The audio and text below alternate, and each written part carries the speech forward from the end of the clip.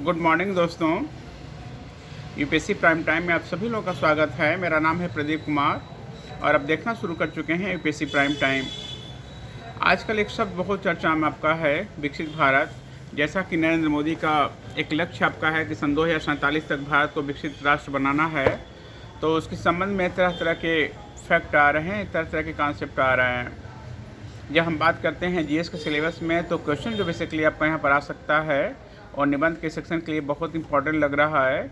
और इसके अलावा जब हम बात करते हैं यूपीएससी के जीएस थर्ड पेपर के बारे में, तो वहाँ से इंडियन इकानमी वाले सेक्शन में क्वेश्चन आपका यहाँ से आ सकता है। हालांकि आने के लिए, जैसा कि मैंने आपसे बताया था कि यूपीएससी के चारों पेपर में क्वेश्चन आपका यहाँ से कहीं भी आ सकता है, तो ये चीज़ हमारे लिए बहुत इंपॉर्टेंट है। आज का जो हमारा टॉपिक है वो ये है, दीर्घकालिक प्रक्रिया है विकसित भारत। आजकल विकसित भारत शब्द विमर्श के केंद्र में है। प्रश्न उठता है कि विकसित भारत क्या है? क्या यह मात्र एक शब्द है या राजनीतिक प्रतीक है? क्या यह नारा है? क्या यह एक भविष्य परक लक्ष्य है? क्या यह राष्ट्र निर्माण का एक परिवर्तनकारी मिशन है?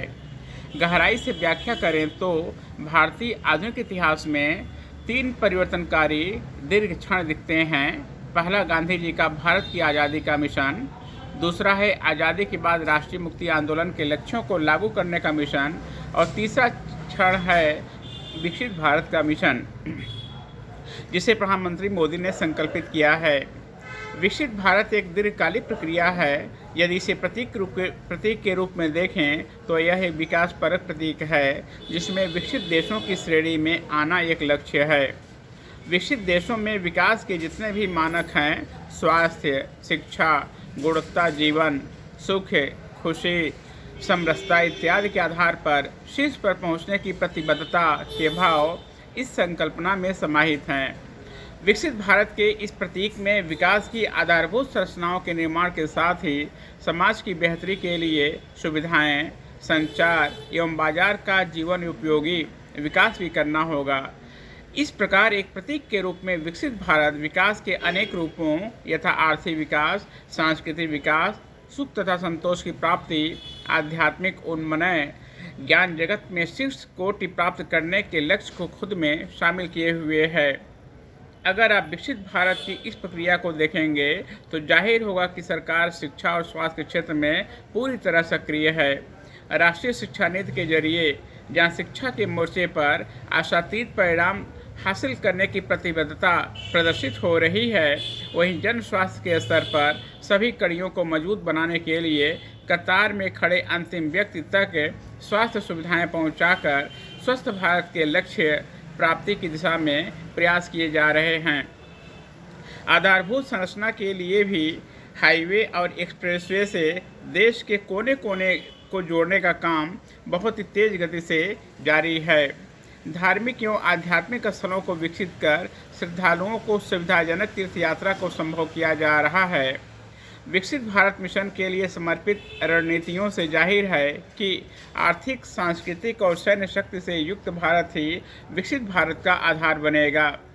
विकसित भारत पीएम मोदी के पंच प्रण पर आधारित है। इस पंच प्रण में विकसित भारत का लक्ष्य गुलामी की हर एक स्मृति एवं प्रतीक से मुक्ति, अपनी विरासत पर गर्व, एकता की शक्ति, नागरिकों में कर्तव्य बोध जागरण जैसे तत्व समाहित हैं।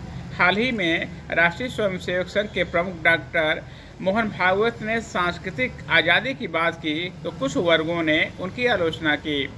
इस प्रक्रिया में हम भूल गए कि दुनिया की हर राजनीतिक आज़ादी धीरे धीरे अपने लिए विभिन्न चरणों में सामाजिक एवं सांस्कृतिक आज़ादी प्राप्त कर एक प्रभावी एवं विकसित राष्ट्र का निर्माण करती ही है।